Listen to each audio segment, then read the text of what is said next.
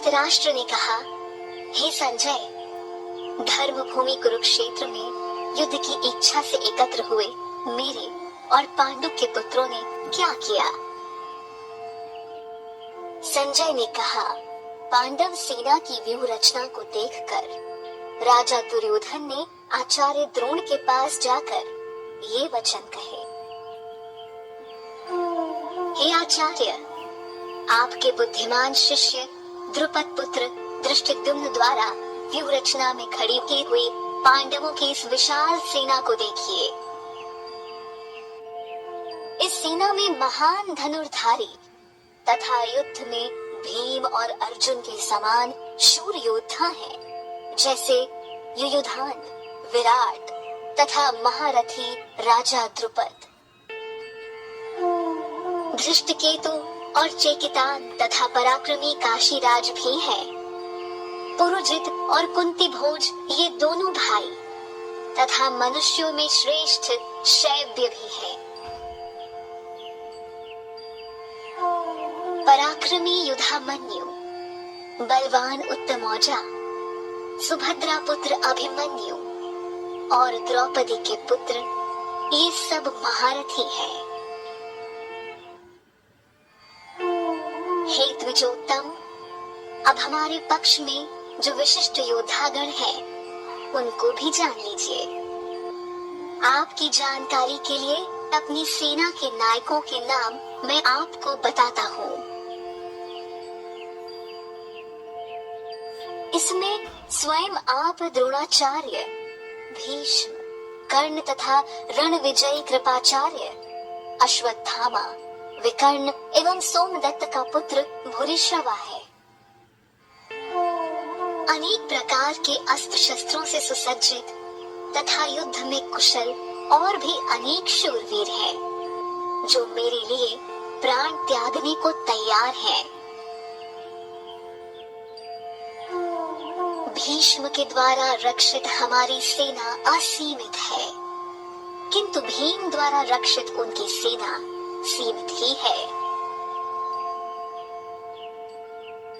अपने अपने स्थान पर स्थित रहते हुए आप सब लोग भीष्म पितामह की ही सुरक्षा करें। दुर्योधन को प्रसन्न करने के लिए कुरु वृद्ध पितामह भीष्म ने सिंह के समान गरज कर जोर से शंख बजाया। तत्पश्चात शंख, नगाड़े, ढोल, मृदंग व नरसिंघे आदि एक साथ बज उठे और बड़ा भयंकर शब्द हुआ।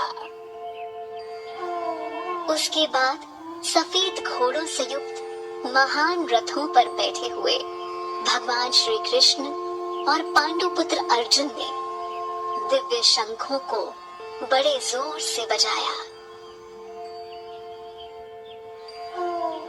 अंतर्यामी भगवान श्री कृष्ण ने 5 जन्य नामक शंख बजाया। अर्जुन ने देवदत्त नामक शंख और भयानक कर्म करने वाले वृकोदर भीम ने पौंड्र नामक महाशंख बजाया। कुंती पुत्र राजा युधिष्ठिर ने अनंत विजय नामक शंख बजाया।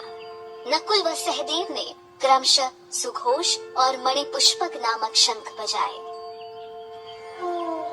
महाधनुर्धर काशीराज, महारथी शिखंडी, धृष्टद्युम्न, राजा विराट और अज्ञेय सात्विक। हे राजन, राजा द्रुपद, द्रौपदी के पुत्र और सुभद्रा पुत्र महाबाहु अभिमन्यु सभी ने अलग अलग अपने अपने शंख बजाए। शंखों के उस भयंकर शब्द ने आकाश और पृथ्वी को भी गुंजाते हुए धृतराष्ट्र पुत्रों के हृदय विदीर्ण कर दिए। हे राजन, अब शस्त्रों के चलने की तैयारी हो ही रही थी कि उसी समय कपिध्वज पांडुपुत्र अर्जुन ने अपना धनुष उठा लिया और श्री कृष्ण से बोले। अर्जुन ने कहा, हे अच्युत, मेरे रथ को दोनों सेनाओं के मध्य में खड़ा कीजिए, जिससे युद्ध की इच्छा से खड़े इन लोगों का मैं निरीक्षण कर सकूं कि मुझे इस युद्ध में किन के साथ युद्ध करना है। धृतराष्ट्र पुत्र दुर्बुद्धि दुर्योधन का हित चाहने वाले उन राजाओं को देखना चाहता हूँ जो युद्ध करने आए हैं।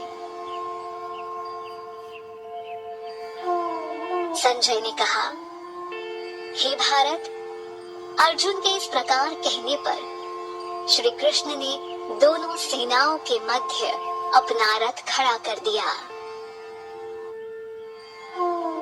भीष्म, द्रोण तथा पृथ्वी के सभी राजाओं को सामने खड़े देखकर श्री कृष्ण ने कहा, हे पार्थ, यहाँ एकत्र हुए कौरवों को देखो। अर्जुन ने वहां उपस्थित दोनों सेनाओं में खड़े पिता के भाइयों, पितामहों, आचार्यों, मामों, भाइयों, पुत्रों, पौत्रों, मित्रों को देखा। अर्जुन ने दोनों सेनाओं में श्वसुर और शुभ चिंतकों को भी देखा।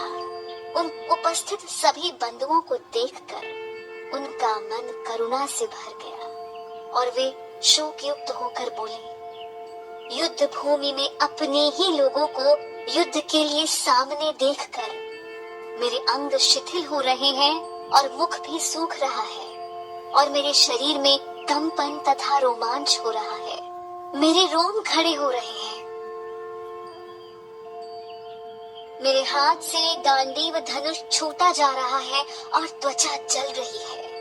मेरा मन भ्रमित हो रहा है और मुझसे खड़ा नहीं हुआ जा रहा। हे केशव, मैं इसमें अपशकुन देख रहा हूँ और युद्ध में स्वजनों को मारकर कल्याण भी दिखाई नहीं दे रहा है।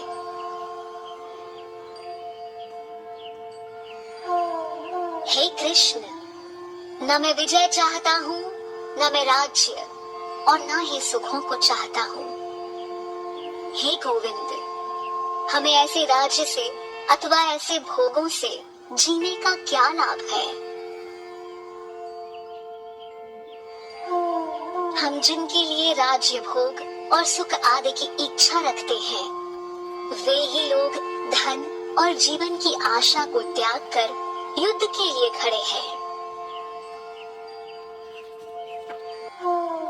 ये लोग गुरुजन, ताऊ, चाचा, पुत्र, पितामह, श्वसुर, पोते, साले तथा अन्य संबंधी हैं। हे मधुसूदन, मुझे इनको मारने पर पृथ्वी तो क्या, तीनों लोकों का राज्य भी मिले तो भी मैं इनको मारना नहीं चाहता। हे जनार्दन, धृतराष्ट्र के पुत्रों को मारकर हमें क्या प्रसन्नता होगी। इन आतताइयों को मारकर हमें तो पाप ही लगेगा। इसलिए हे माधव, अपने बंधुजन धृतराष्ट्र के पुत्रों को मारना हमारे लिए उचित नहीं है, क्योंकि अपने ही लोगों को मारकर हम कैसे सुखी होंगे। यद्यपि ये लोग लोभ के वशीभूत होकर अपने कुल के नाश होने और मित्र से शत्रुता होने में पाप नहीं देख रहे हैं। हे जनार्दन, हम लोगों को अपने वंश के नाश होने के दोषों से बचने के लिए क्यों नहीं सोचना चाहिए। कुल के नष्ट होने से सनातन धर्म नष्ट हो जाते हैं। धर्म नष्ट होते ही सारे कुल को पाप दबा लेता है।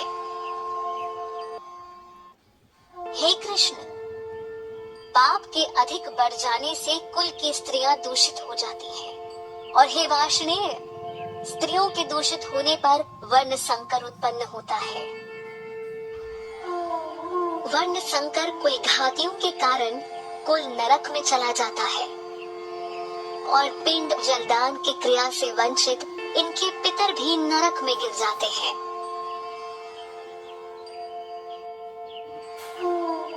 इन वर्ण संकर और कुल घातियों के पैदा होने से सदा से चलते आए कुल धर्म और जाति धर्म नष्ट हो जाते हैं। हे जनार्दन, हमने सुना है कि जिनके कुल का धर्म नष्ट हो जाता है उनका अनिश्चित काल तक नरक में वास होता है। अहो, बड़े शोक की बात है कि हम राज्य और सुख के लालच में बड़ा भारी पाप करने का निश्चय कर बैठे हैं और अपने ही कुटुंब का नाश करने के लिए तैयार हो गए हैं।